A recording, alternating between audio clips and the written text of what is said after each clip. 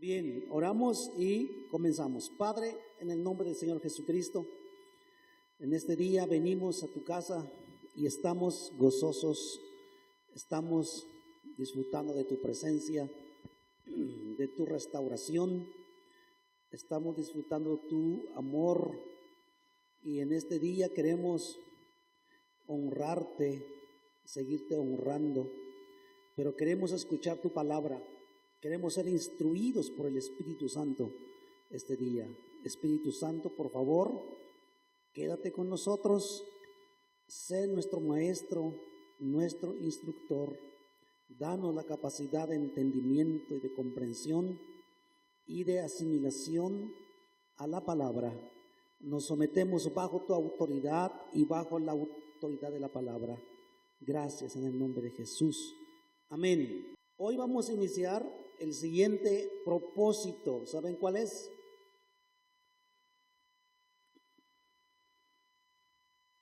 Tienen que tener en mente y tener en mente todos esos propósitos, porque esos propósitos son los que deben movilizar nuestro caminar con Dios. ¿Cuál propósito creen que nos falta y que es lo que vamos hoy a iniciar? Algunos temas de ese propósito. Bien, hoy vamos a ver, por decir así, el último propósito, porque es el último que vamos a ver, porque todo lo demás ya vimos. Adoración, comunión o compañerismo, ¿sí? Discipulado, evangelismo, servicio o ministerio, y por decir así, el último es invasión. Y vamos a conocer aquí qué significa ese propósito respecto a la invasión, ¿ok? Bien, invasión en su significado plano, así significa que tomar algo o posesionarse de algo, ¿ok? Tal vez se oye así muy grotesco, pero una posesión o una invasión es poseer algo, a veces de manera violenta, ¿sí? Sin permiso, sin previo aviso, es aterrizar y posesionarse de ese territorio. Es más o menos el significado, pero lo vamos a ver más adelante explicando más al respecto. Bien, ¿cómo hacemos posesión o cómo se hace invasión más bien? ¿Se acuerdan que el diablo hizo invasión a este mundo? Eso lo vamos a ver. Hizo invasión a este mundo y se posesionó de este mundo, y por eso la Biblia dice que el mundo entero está bajo el maligno. Quiere decir, vino, hizo invasión y se posesionó. Pero el Señor Jesús vino también a hacer invasión a este mundo, a establecer su reino en medio de este mundo donde está controlado por el enemigo. ¿De acuerdo? Ok, ahora la iglesia de Jesús sigue haciendo invasión al territorio del enemigo. ¿Cómo la iglesia hace invasión al territorio del enemigo? Bueno, en primer lugar podemos ir así, evangelizando. Cuando evangelizamos, llevamos la palabra, estamos haciendo invasión. Lo voy a explicar más adelante. También cuando intercedemos, hacemos invasión. Podemos hacer invasión a otros continentes, a otros países, a través de la intercesión. Por eso es importante que nos entrenemos, es importante que nosotros pongamos en práctica todo eso, porque es nuestra vida, debe ser nuestra vida. Cuando oramos por los enfermos, hacemos invasión. Cuando liberamos a una persona que está poseída por un demonio, es hacer invasión, ¿ok? Y la iglesia del Señor pues está establecido precisamente en esa tierra para hacer invasión, porque el enemigo o el mundo está controlado por el enemigo y nosotros tenemos la la autoridad y la comisión para retomar aquello que es de Dios. Bien, hoy vamos a hablar acerca del poder de la oración. El poder de la oración. La oración hace invasión, ¿ok? Nuestra guerra contra el enemigo es una guerra espiritual, no lo vemos. Y si nuestros enemigos fueran visibles, tal vez tomaríamos muchas precauciones y estrategias, pero nuestro enemigo es espiritual, es invisible. Y hay una guerra desatada, y esa es guerra espiritual. Estamos enfrentando una guerra espiritual. Ahora, la oración es un arma de guerra precisamente para hacer invasión al territorio del enemigo. Bien, hay un hombre que es el fundador de oración que se llama 24/7. Este hombre tuvo esa visión, esa iniciativa, y este programa de oración es mundial y reclutan intercesores, gente que quiera orar, les pasan las peticiones porque hay que orar, y es 24 horas los 7 días de la semana, es decir, todos los días hay oración. Un hombre una vez pidió a la gente que oraran por 3 cosas. Número 1 es que todos los cristianos encuentren nueva vida en Jesucristo. ¿Sí? Oren, por favor, que los cristianos encuentren nueva en Jesucristo. Y número 2, que todos los que encuentren puedan ver algo de Jesús. Y número 3, y que la iglesia se desborde con la realidad de la presencia de Jesús. Alguien pidió esa petición, dice, hay que orar de esta forma, hay que pedir que los cristianos encuentren realmente su vida en Jesús, y cuando lo encuentren pueden ver algo de Jesús, y que la iglesia se desborde con la realidad de la presencia de Jesús. Bien, la oración, hermanos, es una nutrición espiritual. Igual que el cuerpo necesita comida física, así el alma necesita alimento espiritual. Pero la Biblia, la palabra de Dios, las sagradas escrituras van mucho más allá de todo esto. Y la Biblia dice que la oración es poderosa. La oración es poderosa. Y lo dijo un evangelista o un predicador del siglo pasado. Definió la oración de esta manera. Dijo que la oración es el delgado nervio que mueve los músculos de la omnipotencia. Fíjense bien qué dimensión le dio la oración, qué definición le dio la oración. La oración puede movilizar las manos de Dios, la oración puede movilizar el reino de Dios sobre este mundo. Entonces, la oración tiene el poder para cambiar circunstancias, cambiar a las demás personas, incluso cambiar el curso de la historia. Hoy nos vamos a dedicar en 2 cosas. La oración tiene poder de cambiar a las personas y de cambiar las circunstancias. Y más adelante vamos a ver que la oración puede cambiar el curso de la historia. Número 1, la oración lleva a otro nivel a la iglesia.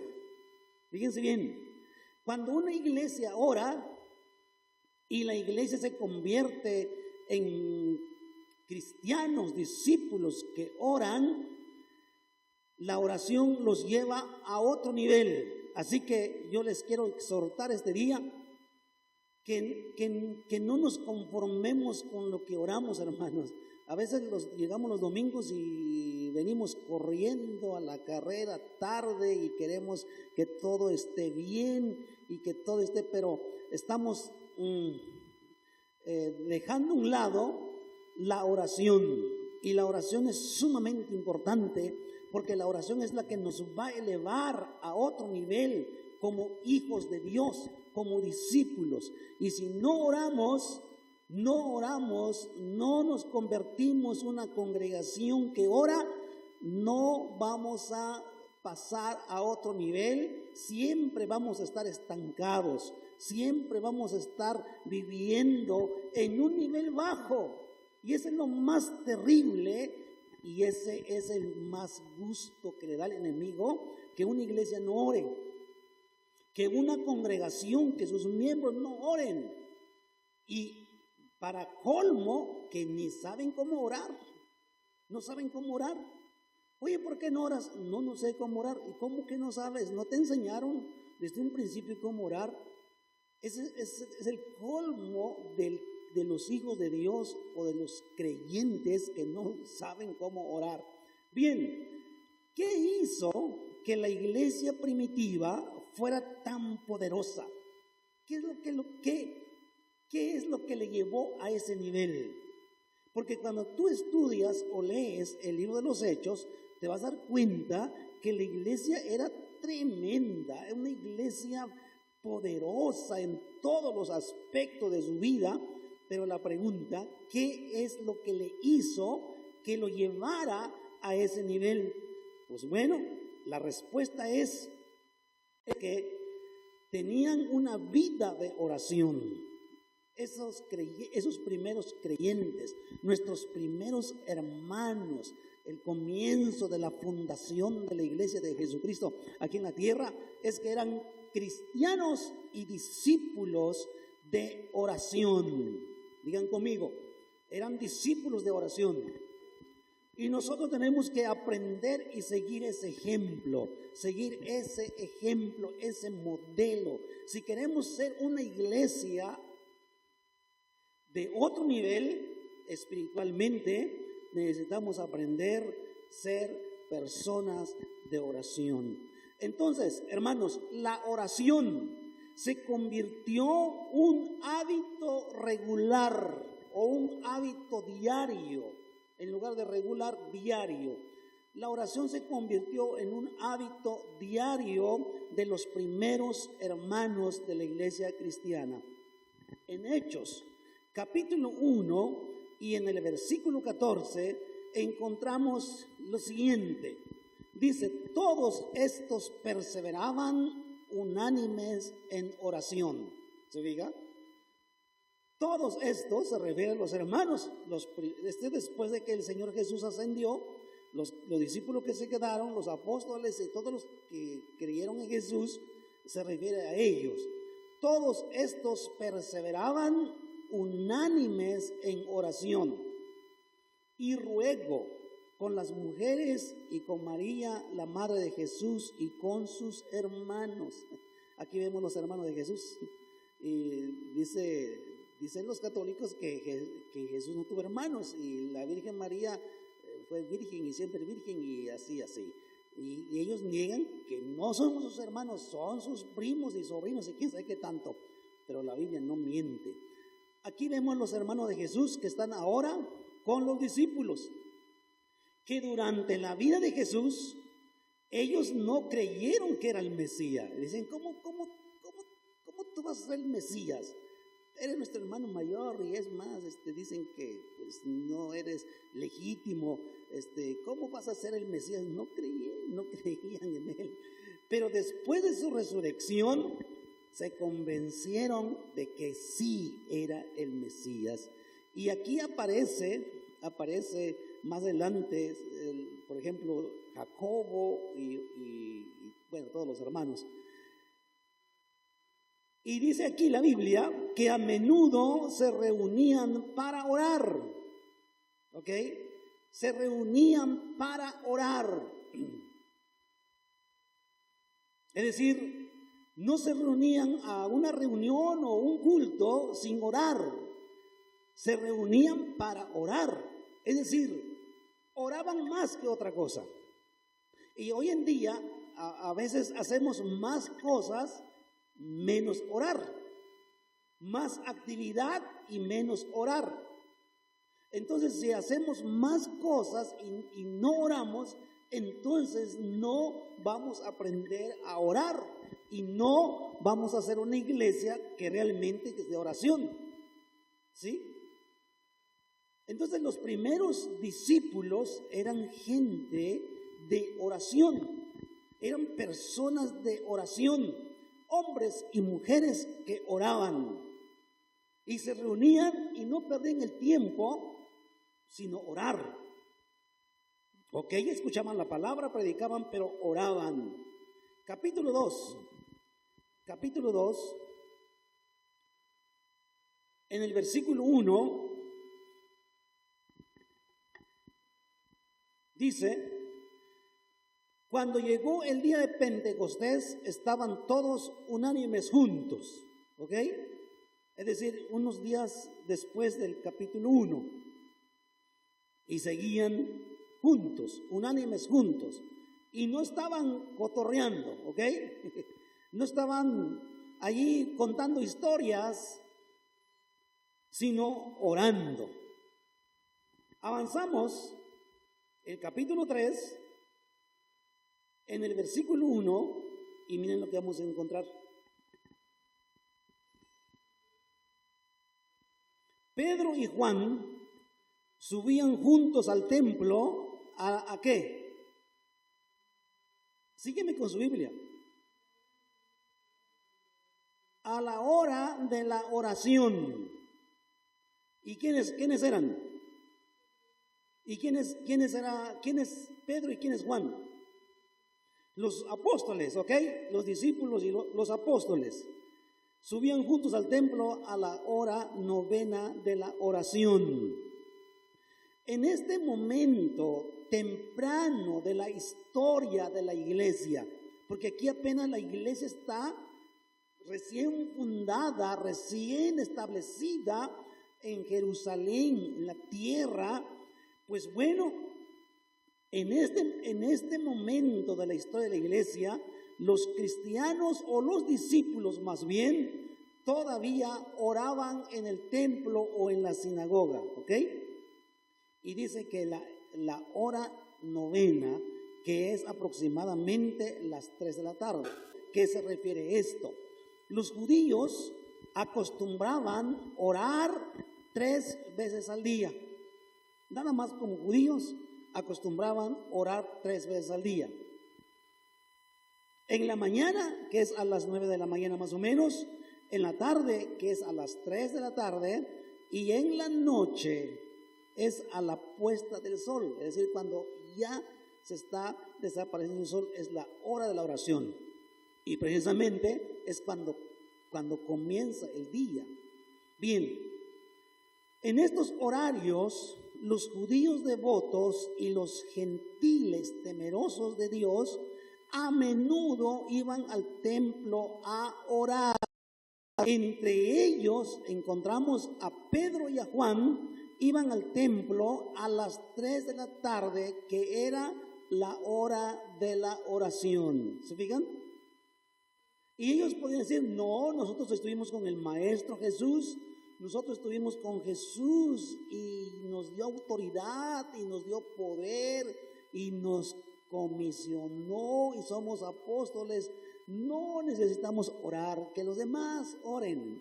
Ellos encabezaban y iban a la hora de la oración, ¿de acuerdo? Esto nos sugiere que no solamente oraban cuando estaban solos en su casa, sino que se reunían para orar juntos frecuentemente. Si tú sigues leyendo ese capítulo, te vas a dar cuenta de lo que sucedió y cuál fue el resultado de estar orando todos los días, yendo al templo. Esa de tarea se lo dejo para que usted lo siga leyendo. Ahora, vamos al capítulo 4, versículo 24. Mismo libro de los Hechos.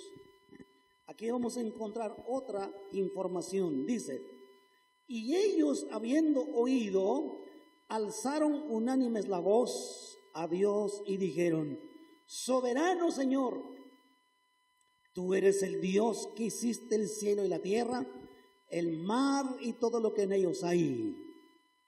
Así comenzaron su oración, ¿ok? Note cómo oraban estos cristianos. Note cómo oraban estos discípulos. Primero, alababan a Dios. Luego le presentaban su problema específico y pedían su ayuda. Hoy en día los cristianos y los creyentes hemos invertido el orden de la oración. Primero le pedimos y después le queremos dar gracias.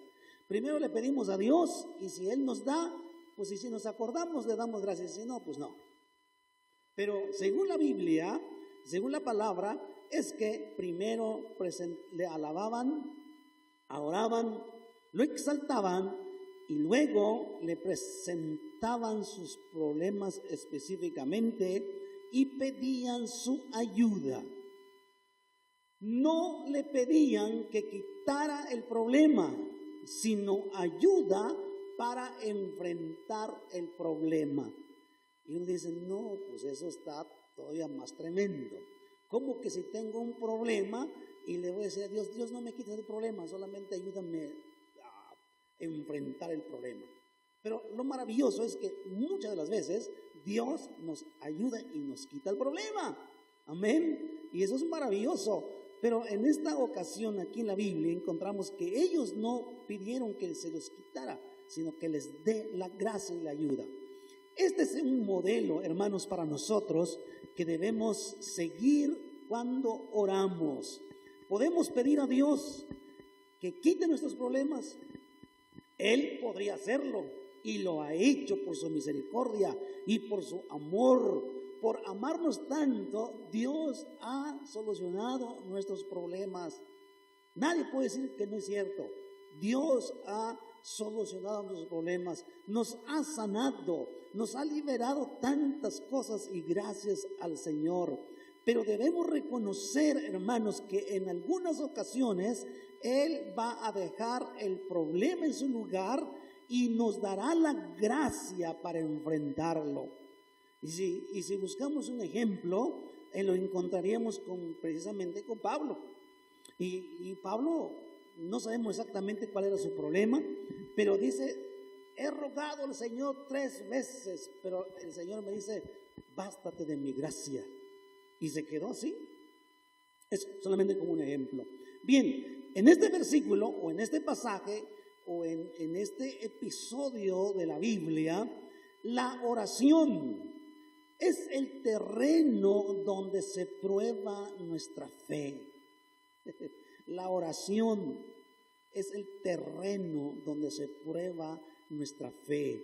La oración, hermanos, para la iglesia primitiva fue la respuesta cuando los perseguidores trataron de extirpar el movimiento cristiano. Los cristianos recurrieron a la oración.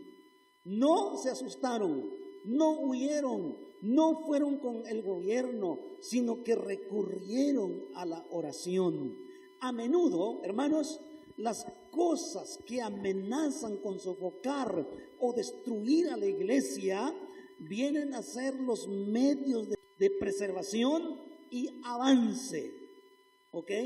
Muchas veces las amenazas vienen a ser los medios de preservación y avance. No es todo malo, pero a veces cuando miramos la situación vemos pues que está muy mal. Pero muchas veces, hermanos, eso es parte del proceso. Y aquí la controversia que se suscitó por la ocurrencia del milagro del capítulo 3, ahí vemos que sucede un milagro y eso desató persecución. Igual los escépticos también se unieron a la persecución para sofocar el cristianismo desde aquel tiempo.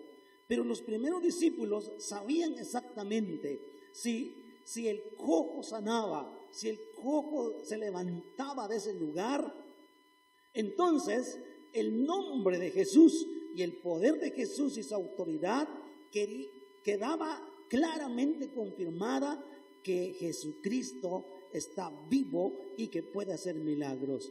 ¿Ok? Eso es lo que pasó. Entonces los primeros discípulos, después del capítulo 3, llegando al capítulo 4, recurrieron a la oración. Porque si ustedes leen el capítulo 3 y 4, se van a dar cuenta que hubo una persecución, hubo azotes sobre los discípulos. ¿Y qué hicieron?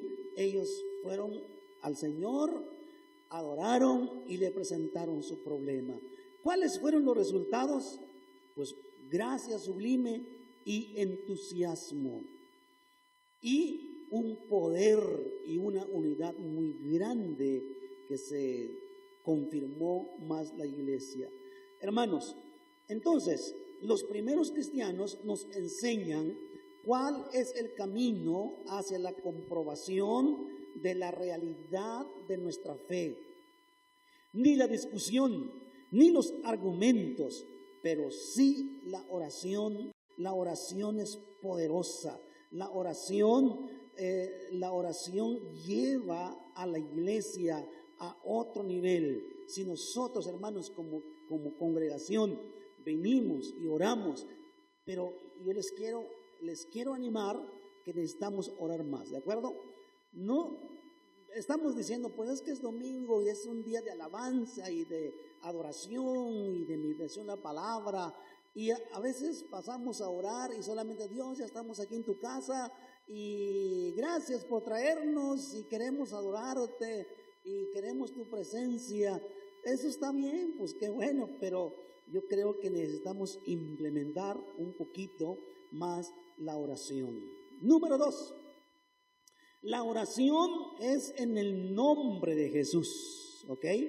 La oración es en el nombre de Jesús.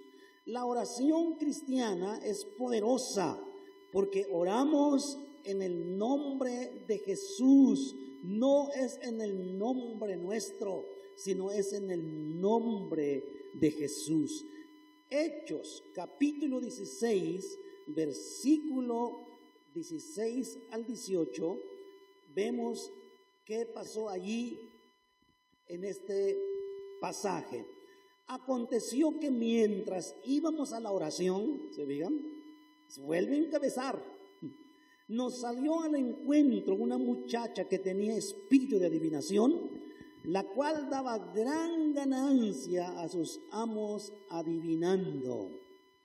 Esta, siguiendo a Pablo y a nosotros, daba voces diciendo: estos hombres son siervos del Dios Altísimo, quienes os anuncian el camino de salvación. Fíjese cómo un demonio, un espíritu inmundo, consciente de quiénes eran estos hombres y qué estaban haciendo, y en realidad decía la verdad. Y esto lo hacía por muchos días. Cada vez que pasaban ahí, se levantaba la muchacha y volvía a decir la misma frase y el mismo texto, ¿sí? Y a lo mejor a los primeros días dirán: mira nomás, no necesitamos que nos anuncien así con pancartas y con sonido, quiénes somos. Mira, nos está anunciando. Bueno, eso fue los primeros días. Y luego dice: y esto lo hacía por muchos días, mas desagradando a Pablo, se volvió y dijo al espíritu: te mando en el nombre de Jesucristo que salgas de ella. Y salió en aquella misma hora. ¿Lo leyeron? Aquí vemos un episodio de una muchacha que tenía espíritu de adivinación. Y bueno, este espíritu de adivinación de esta muchacha pues provenía de los malos espíritus, de los demonios. Y la adivinación era una práctica común en Grecia y en la cultura romana, es decir, no hay nada novedoso, eso siempre se practicaba y siempre lo existía en esa cultura. Había muchos métodos supersticiosos por los cuales muchas personas pensaban que podían anticipar hechos futuros, interpretando pronósticos al grado de profundizaban más algunos, se metían a la brujería, a la hechicería, a la adivinación. Pero esta joven que estaba poseída tuvo un espíritu demoníaco que la enriqueció, dándole la facultad de interpretar señales y decir a la gente su suerte, ¿sí? De adivinarle. Pero no trabajaba por su cuenta, sino que tenía un patrón, un jefe. Y cuando fue liberada, o cuando el demonio fue expulsada, su jefe explotó. Su condición desafortunada para beneficio personal, pues se acabó. Se acabó su tienda, se acabó su negocio.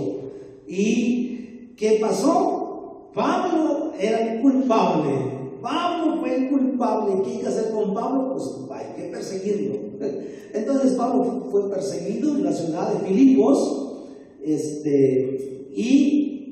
y pues vemos al final qué pasó. Ya sabemos qué pasó en ese capítulo. Pero aquí el apóstol Pablo, regresando con el apóstol Pablo, hablando acerca del nombre de Jesús, que la oración se hace en el nombre de Jesús. Entonces Pablo aquí, lleno del poder de Dios, lleno del Espíritu Santo, que no pudo soportar más las interminables halagos del demonio, dice que se volvió y lo reprendió en el nombre de Jesús y fue libre. El demonio salió en el mismo momento. No dijo, espérame tantito, aguanta. La orden que él le dio en ese momento salió. No tenía otra escapatoria, no tenía otra opción más que salir. Fue en el nombre de Jesús. Hermanos, el nombre de Jesús es poder.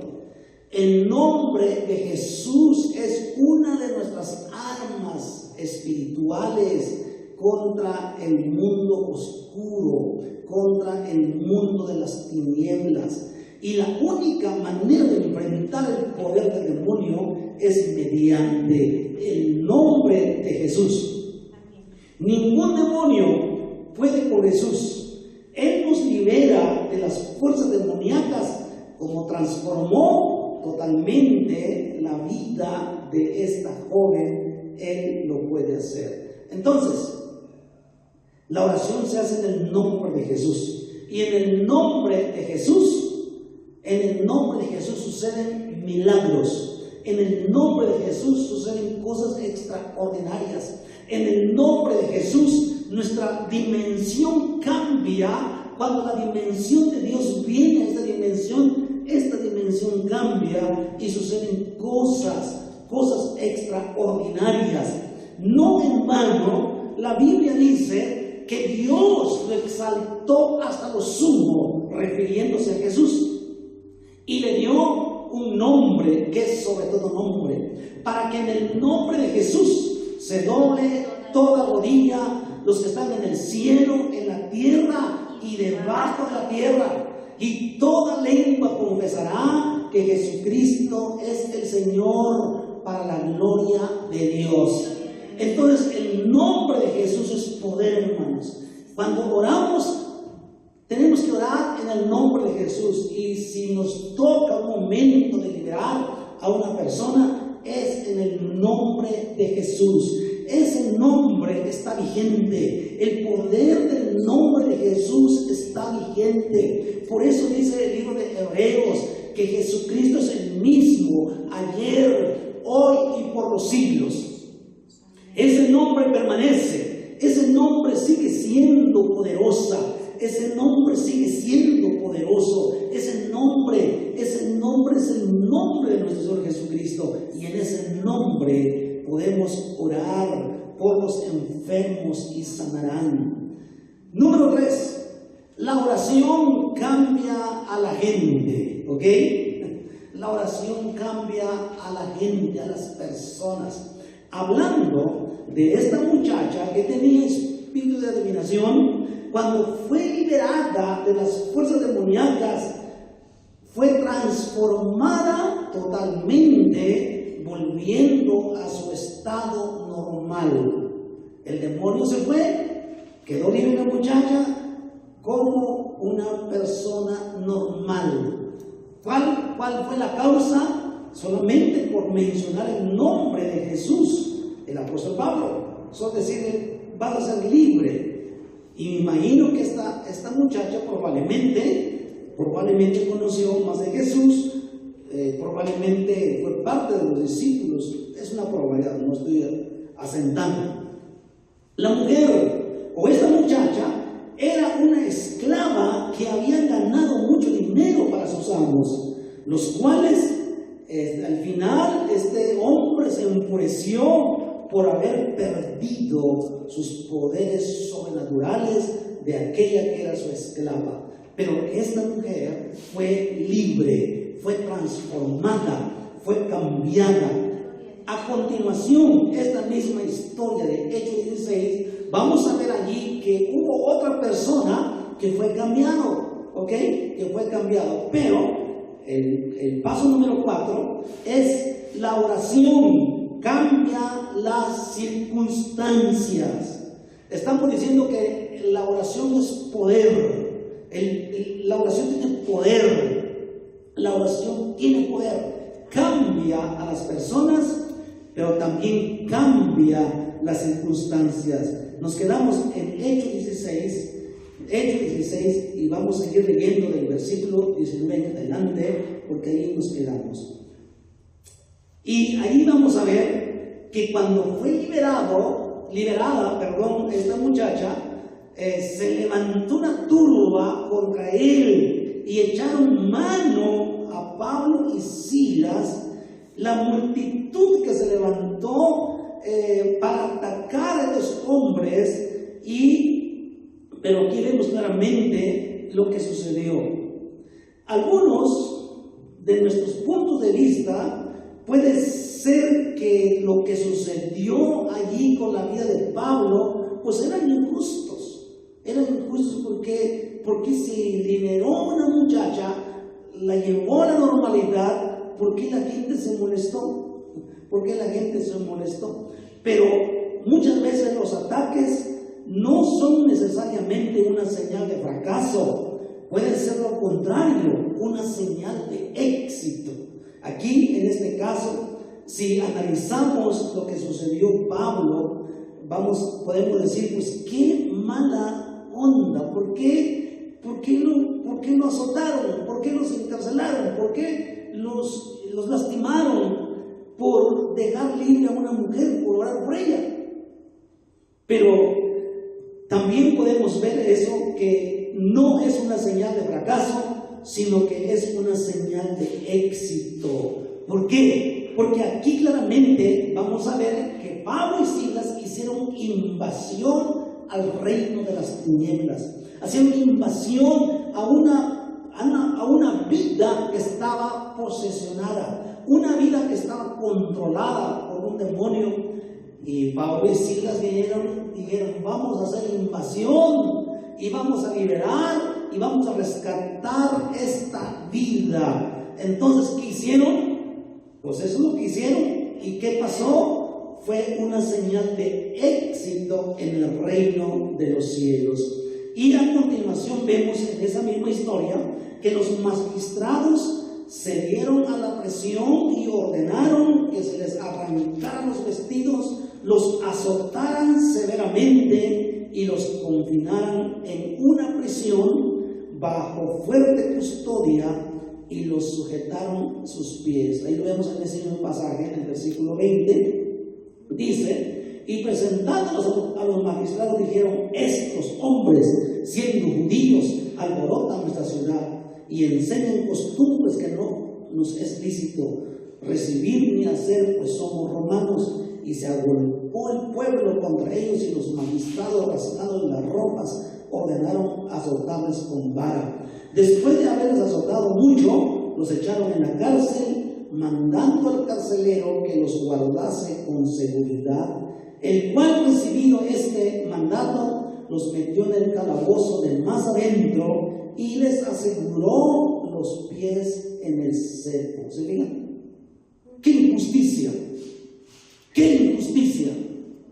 ¡Qué mal proceder de esta gente! Incluyendo a los magistrados, incluyendo a la autoridad, incluyendo a las personas que viendo cómo Dios estaba manifestándose, le pagan de esa manera.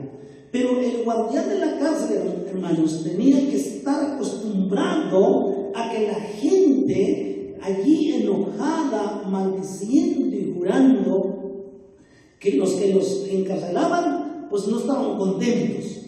Los encarcelaban y ahí estaban en la cárcel maldiciendo y diciendo las cosas.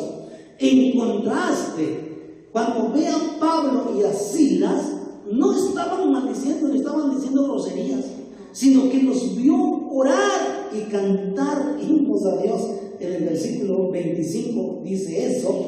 Pero a medianoche, orando, Pablo y Silas cantaban himnos a Dios y los presos los oían. Entonces aquí vemos la diferencia de lo que este carcelero siempre ha visto. Y fue un contraste total en ese día en su vida. ¿Cómo que estos hombres lastimados, heridos, azotados, sin ropa, y me mandaron castigarlos y meterlos en la cárcel más fea? ¿Cómo que están orando y cantando? Un mensaje profundo al corazón de este hombre. Y que dice ahí que hubo un gran terremoto que sacudió la cárcel de tal manera que todos quedaron libres. El carcelero estaba a punto de suicidarse porque temía las consecuencias. Imagínense que se le escapen muchos presos, pues le tenía que pagar. Pablo le aseguró que todos los prisioneros seguían ahí, y esto lo llevó a la pregunta del versículo 30. En el versículo 30 encontramos: y sacándoles les dijo: señores, ¿qué debo hacer para ser salvo? ¿Qué debo hacer para ser salvo? Aquello fue lo que se llama una oportunidad evangelizadora. Aquí el apóstol Pablo tuvo su oportunidad para compartirle el evangelio a este hombre que por poquito se quitaba la vida, que por poquito no hubiera sido salvo, que por poquito su alma hubiera ido al infierno por toda la eternidad. En este momento estaría en el infierno si hubiera llevado a cabo ese acto. Sin embargo, el apóstol Pablo allí intervenió y fue salvo este hombre. Y le expuso al carcelero lo que tenía que hacer, así como fue que toda la familia fuera salvo y fueran bautizados. Bien, aquí vemos el segundo caso, y entra en tercera situación. El segundo caso, que la oración cambia a las personas, es que este carcelero fue salvado y fue transformado. Y fue salvado personalmente, pero no solo él, sino también toda la familia. Toda la familia fue salva. Y el siguiente caso, que es la oración cambia las circunstancias del apóstol Pablo y Silas eran lo más terrible, lo más feo, de que los hayan azotado, les hayan rasgado las ropas, los hayan azotado hasta que se cansaron, los llevaron a arrastras a la cárcel y allá los encerraron y les imposibilitaron sus manos y sus pies. Eso podemos calificar como una circunstancia o una situación bastante difícil y complicada, ¿no es cierto? Una circunstancia adversa, una circunstancia terrible, una circunstancia que no quisiéramos experimentar. Pero ¿qué pasó? A través de la oración, a través de la alabanza, este acto que ellos hicieron ahí en la cárcel cambió totalmente las circunstancias, y las circunstancias se volvieron diferentes a favor de ellos. Amén. A favor de ellos. ¿Qué pasó? fueron liberados. ¿Ok? Cuando dice la Biblia, pues que a la medianoche.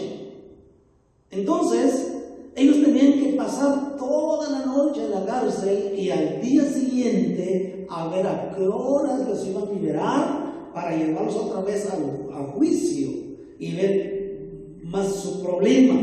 Pero sin embargo, la oración que tiene poder cambió las circunstancias y a la medianoche fueron liberados, no por el carcelero, sino fue por el poder de Dios, por el poder de la oración. La oración causó, movilizó el reino de los cielos. La oración movilizó el cielo para venir a la tierra y precisamente a esa cárcel sacudir, romper las cadenas y liberar a estos dos hijos de Dios valientes que se atrevieron a hacer invasión a la ciudad. No solamente vinieron a invadir el territorio del enemigo, sino a toda una ciudad, y allí hicieron invasión predicando el evangelio y también hicieron invasión orando. Entonces con la oración nosotros podemos hacer invasión. ¿De acuerdo? Y la vida de este carcelero comenzó a cambiar de inmediato. Vemos en el versículo 33, en el versículo 32 dice: y le hablaron la palabra del Señor a él y a todos los que estaban en su casa. ¿Se digan? Y él, tomándolos en aquella misma hora de la noche, les lavó las heridas y enseguida se bautizó con él y todos los suyos. Y llevándolos a su casa, les puso la mesa y se regocijó con toda su casa de haber creído a Dios. Entonces aquí vemos dos cosas. Uno, como vimos en el punto anterior, que la oración cambia a las personas. Aquí este hombre fue cambiado, transformado, y no solo él, sino también su familia. Y las circunstancias cambiaron totalmente, ¿de acuerdo? Y como dije una enseñanza anterior, hay cosas que nos pasan en la vida, cosas malas, y los vemos muy malos. Decimos, pero ¿por qué tenía que pasarme esto? Pero a veces esas cosas que nos suceden tienen un propósito y hay algo que podemos aprender o sacar de allí. Y aquí el apóstol Pablo, en sus circunstancias, en su situación difícil, hubo resultados positivos. Aquí vemos que se salvó no solamente la muchacha, sino que también el carcelero con toda su familia. Ellos fueron liberados de esa prisión y fueron llevados a la casa a darles alimento. Estos sucesos, hermanos, fueron tan claramente sobrenaturales del poder de Dios cambiando las circunstancias. Hermanos, todos pasamos por circunstancias difíciles. Unos por una cosa del trabajo, otros por la enfermedad, otros por la familia que se desintegra, otros un montón de cosas que nos pasan, hermanos. Pero si nosotros conocemos el poder de la oración puede hacer algo en nuestras vidas. Este episodio que estamos leyendo termina con los jueces teniendo que disculparse personalmente ante Pablo y Silas. Pues no se habían dado cuenta de que eran ciudadanos romanos y por lo tanto era ilegal tratarlos de la manera como los hicieron. Y cuando se dieron cuenta que eran romanos, dijeron: nos va mal. ¿Y qué tenemos que hacer? Pues vamos a presentarnos con él y pedir disculpas, que nos perdonen, porque si nos acusan y nos hacen una demanda, nos va a ir muy mal. Así que fueron a presentarle sus disculpas. Los escoltaron desde la cárcel pidiéndoles que se fueran de la ciudad, y al salir de la cárcel, Pablo y Silas se dirigieron a la casa de Lidia, donde se vieron con los hermanos y los animaron. Y en el versículo 38 vemos también que se fueron de ahí. Dice: y los alguaciles hicieron que saber estas cosas a los magistrados, los cuales tuvieron miedo al oír que eran los romanos, y vinieron, le rogaron, y sacándole les pidieron que saliera de la ciudad. Entonces, saliendo de la cárcel, entraron en la casa de Lidia, y habiendo visto a los hermanos, los consolaron y se fueron. Se fueron de ahí, pero con la victoria, ¿ok? Con la victoria en sus manos. No se salieron ahí avergonzados, sino con la victoria, porque llegaron a esa ciudad a hacer invasión. Amén. Llegaron, invadieron el territorio del enemigo, y el enemigo tuvo que rendir. Bueno, el enemigo no se quedó callado, sino que respondió a la guerra. Les causó problemas, pero no esperaba que la oración iba a cambiar las circunstancias, que finalmente todo sucedió y todo fue en victoria, hermanos. Entonces, en nuestras circunstancias difíciles, cuando oramos, Dios cambia las circunstancias. La oración no solo tiene el poder de cambiar nuestras propias vidas, también cambia las circunstancias, cambia los sucesos y la vida de las demás personas. Esto vamos a seguir aprendiendo para que de esa manera nosotros nos convirtamos en discípulos de oración, de intercesión. Queremos que cambie la sociedad, que cambie el gobierno, que cambie la sociedad. Necesitamos orar más, necesitamos doblar las rodillas, ponernos de pie, levantar las manos y orar con autoridad. Y eso es lo que tenemos que aprender, que todavía nos hace falta mucho para llegar a convertirnos en guerreros, hermanos. No solamente gente ordinaria.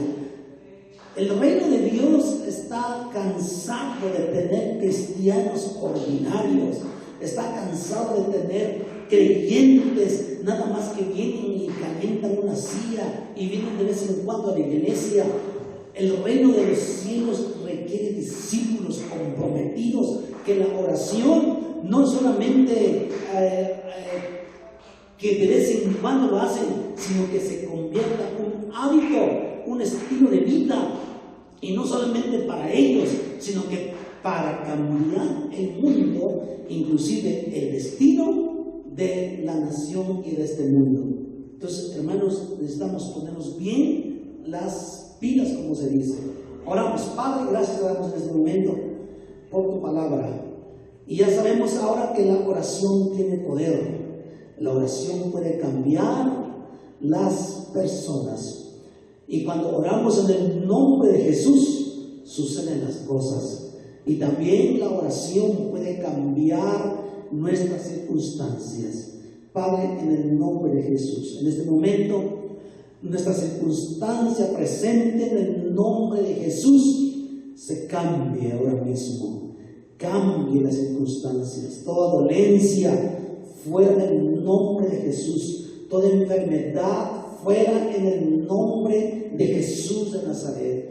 Y toda circunstancia, todo problema, en el nombre de Jesús, que cambie ahora mismo, porque la oración tiene poder.